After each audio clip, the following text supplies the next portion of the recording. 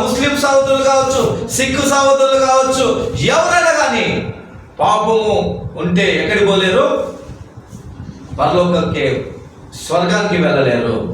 అందుకే ఇక్కడ ధర్మశాస్త్రం నుండి స్వాతంత్రము మనకు అవసరము. ప్రతి క్రైస్తవునికి పాపం వలన వచ్చే జీతము మరణము, ప్రాయశ్చిత్తము ప్రభువైన యేసుక్రీస్తు వారి నుంచే లభిస్తూ వచ్చింది. రోమీయులకు రాసిన పత్రిక 7వ అధ్యాయం 4వ వచనంలో ఏం రాయబడుతుందంటే, రోమీయులకు రాసిన పత్రిక 7వ అధ్యాయం 4వ వచనంలో మనం చదివినప్పుడు, కావున నా సహోదరులారా, మనము దేవుని కొరకు ఫలమును ఫలించినట్లు మృతుల నుండి లేపబడిన క్రీస్తును వేరొక చేరుటకై మీరును ఆయన శరీరం ద్వారా ధర్మశాస్త్రం విషయమై మృతులైతిరి.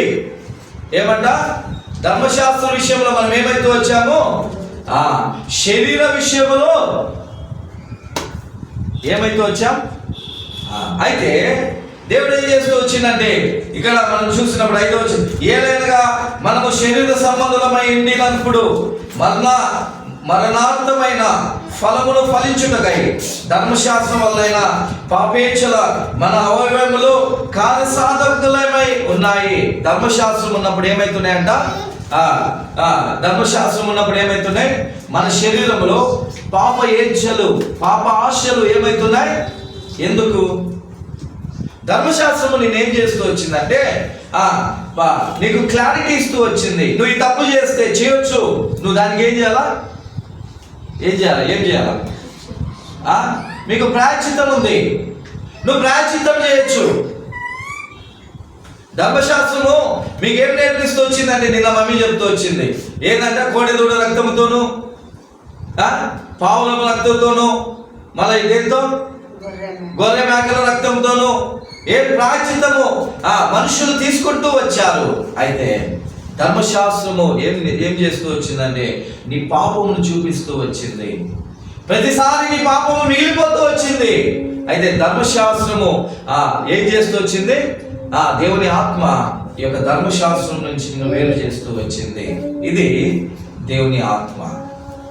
మనము పాపేచ్ఛలకు బానిసలమైతూ వచ్చాము, అవయవములో కార్యసాధకములమైతూ వచ్చాము. మనం అంటూ వచ్చాము, దీనికన్నా ముందేమి? ప్రాయశ్చిత్తము. నిజంగానే ప్రాయశ్చిత్తం పొందుతామా? మన వల్ల అవుతుందా? ఎందుకు కాదు? బైబిల్లో ఒకసారి అంట, ఇంకా ఆఖరి దినాలు యేసుక్రీస్తుని, ఆఖరి గడియలు, ఇంకా కొంచెంసేపలో యేసుక్రీస్తుని ఏం చేస్తారు? యేసు స్వామిని ఏం ಮಾಡ್ತಾರಂದ್ರೆ సిలువ వేగే అత్తిస్తారు. సిలువ వేగోಬೇಕು కొంచెంసేపలో సిలువ పోయే లోపల పోయేదానికన్నా ముందు ఎక్కడ తీసుకుపోయారు? అది పిలాతు దగ్గర. పిలాతు ఏమంటున్నాడు?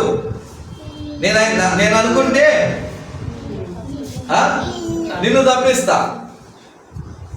అక్కడ ఉన్నటువంటి బలభయం అనుకుంటున్నారు, పిచ్చి జనము మంచోళ్ళు వదులుకొని నన్ను తప్పిస్తారు.